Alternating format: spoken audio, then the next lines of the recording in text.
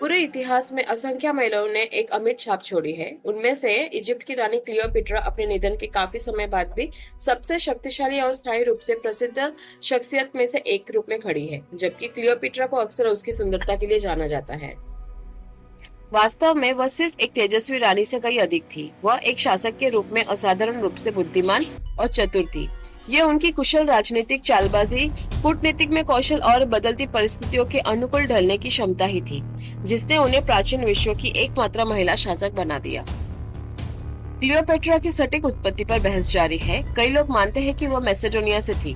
दूसरों का तर्क है कि उसकी जड़ें अफ्रीका से जुड़ी थी। फिर भी उसने खुद को इजिप्ट की रानी घोषित किया। क्लियोपेट्रा की बुद्धिमत्ता और करिश्मा ने उन्हें जनता का प्रिय बना दिया और उसकी मृत्यु के सदियों बाद भी वह पूजनीय बनी रही। वह कभी भी परंपराओं को चुनौती देने से नहीं हिचकिचाई, बल्कि अपनी जरूरतों के मुताबिक खुद को ढाल लिया। उनकी वाक्यपटुता और बुद्धि ने लोगों को मंत्रमुग्ध कर दिया। उसका शासनकाल इस बात का प्रमाण है कि वह न केवल सुंदर या आकर्षक थी, बल्कि अत्यधिक चतुर भी थी।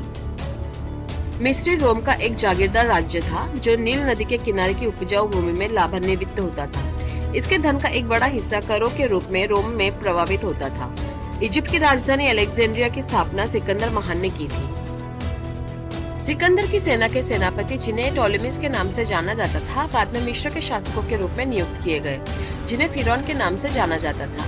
क्लियोपेट्रा का जन्म ईसा मसीह के जन्म से लगभग 70 वर्ष पहले हुआ था। उस समय जब भाई बहन का विवाह आम बात थी, जैसे कि परंपरा थी, उसकी भी शादी अपने भाई से हुई थी और दोनों ने मिलकर मिस्र पर शासन किया। क्लियोपेट्रा कोई साधारण लड़की नहीं थी। उन्होंने अपना अधिकांश जीवन अलेक्जेंड्रिया में बिताया, जहां दुनिया की सबसे बड़ी लाइब्रेरी स्थित थी। उन्होंने खुद को सीखने, 9 भाषाओं में महारत हासिल करने और प्लेटो और सुकरात जैसे महान दार्शनिकों के कार्यों को अध्ययन करने में लगा दिया। हालांकि उसके पति को उसकी बुद्धिमत्ता और प्रभाव से खतरा महसूस होने लगा। परिणाम स्वरूप क्लियोपेट्रा को सत्ता से बेदखल कर दिया गया और देश से भागने के लिए मजबूर होना पड़ा। क्लियोपेट्रा के जाने के साथ ही टोलेमी के लिए रास्ता साफ हो गया। हालांकि एक महत्वपूर्ण संकट तब उभरा जब रोम जूलियस सीजर और पॉम्पी के बीच सत्ता संघर्ष में उलझ गया। जब पॉम्पी की हालत खराब हो गई, तो उसने खुद को सीजर के दुश्मन टोलेमी के घर मिस्र में शरण ली। टोलेमी को परेशानी महसूस हुई, क्योंकि सीजर का क्रोध उस पर आ सकता था। इसलिए उसने सीजर को खुश करने के लिए चालाकी से पॉम्पी की हत्या कर दी। पॉम्पी के कटे हुए सिर को सीजर के पास भेजते हुए टोलेमी ने कृतज्ञता की अपेक्षा की, लेकिन इसके बजाय सीजर क्रूरता से क्रोधित हो गया। क्लियोपेट्रा ने इसे अपना सही दावा जताने का एक उपयुक्त अवसर माना। वो सीधे सीजर के पास पहुंची।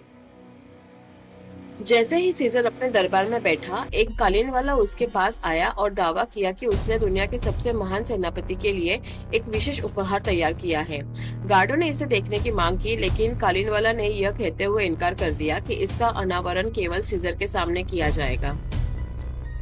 गार्ड नरम पड़ गए और जैसे ही उपहार सीजर के सामने पेश किया गया, उसने उम्मीद से कहीं अधिक कीमती चीज का खुलासा किया।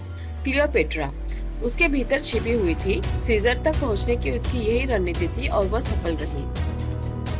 पहली नजर में सीजर क्लियोपेट्रा पर मोहित हो गया। इतिहासकार प्लूटार्क के वृत्तांत के अनुसार क्लियोपेट्रा की शक्ल साधारण थी, लेकिन उसकी आवाज में मंत्रमुग्ध कर देने वाला आकर्षण था।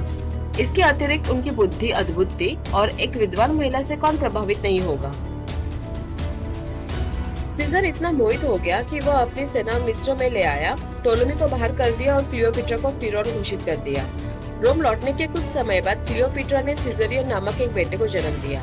हालांकि रोमन रीति रिवाजों के कारण सीजर ने उससे शादी नहीं की, लेकिन उसने उसके सम्मान में एक मंदिर बनवाया।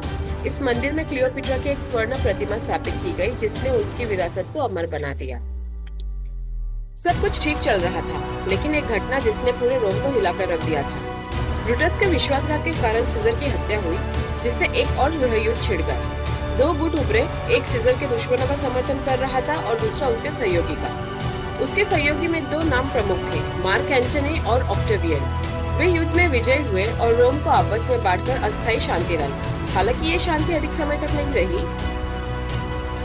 ऑक्टेवियन रोम का एकमात्र शासक बनने की महत्वाकांक्षा रखता था, जिससे उसके और एंटनी के बीच तनाव पैदा हो गया। रोम पर एक बार फिर युद्ध के काले बादल मंडराने लगे। मिस्र भी इन अशुभ बादलों से अछूता नहीं था। क्लियोपेट्रा के लिए एंटनी और ऑक्टेवियन में से किसी एक को चुनना अनिवार्य हो गया। उसने एंटनी को चुना। मिस्र की खूबसूरत रानी और एक रोमन सेनापति का आमना सामना हुआ। ऐसा लग रहा था कि इतिहास खुद को दोहरा रहा है। क्लियोपेट्रा एंटनी से मिलने के लिए किसी साधारण जहाज पर नहीं बल्कि सोने की जहाज पर रवाना हुई। उसके चारों ओर कामदेव प्रेम के दूत के भेष में नौकर थे। एंटनी पर प्यार का तीर बहुत गहरा लगा। उसने अपनी पत्नी को त्याग दिया और क्लियोपेट्रा के पीछे अलेक्जेंड्रिया तक चला गया। वहां रहते हुए उन्होंने क्लियोपेट्रा के साथ रोमन के दुश्मनों के खिलाफ कई लड़ाइयां लड़ी, जिससे उन्हें धन और ताकत दोनों मिली। हालांकि उन्होंने कई लड़ाइयां जीती, लेकिन एक हार ने उनकी प्रतिष्ठा को धूमिल कर दिया। एक हमले के दौरान एंटनी दुश्मन के इलाके में गहराई तक घुस गए, जिससे आपूर्ति लाइनें कमजोर हो गई। दुश्मन के भीषण हमले के कारण एंटनी और उनकी सेना को पीछे हटने के लिए मजबूर होना पड़ा। यह हार एंटनी के गौरव के लिए एक आघात थी और उन्हें जल्द ही इसके परिणाम भुगतने पड़े।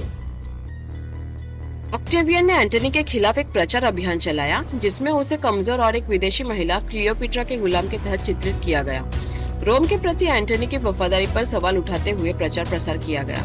सुलह करने का प्रयास करते हुए एंटनी ने शांति का प्रस्ताव रखा, लेकिन ऑक्टेवियन अड़े रहे। अवसर का लाभ उठाकर उसने मिस्र पर आक्रमण कर दिया। एंटनी और ऑक्टेवियन के बीच विनाशकारी युद्ध छिड़ गया।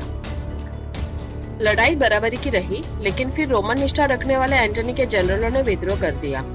इस विद्रोह का एक कारण क्लियोपेट्रा भी थी। उनका गुस्सा एंटनी द्वारा अपनी पहली पत्नी को छोड़ने से भी भड़का था।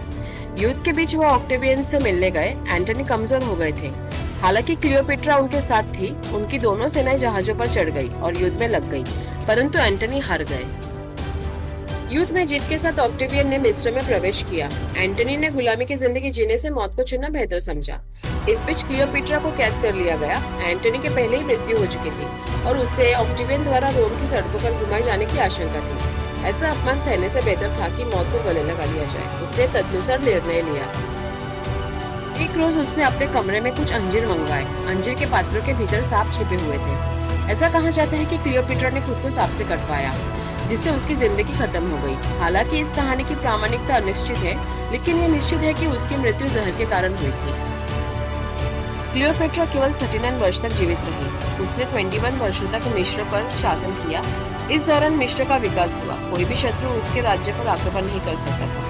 फिर भी जब क्लियोपेट्रा का उल्लेख किया जाता है तो ये अक्सर उसकी सुंदरता के बारे में होता है या एक चालाक महिला के रूप में चित्रित किया जाता है, जिसने सत्ता हासिल करने के लिए पुरुषों का इस्तेमाल किया और अपने भाइयों की मौत की साजिश रची।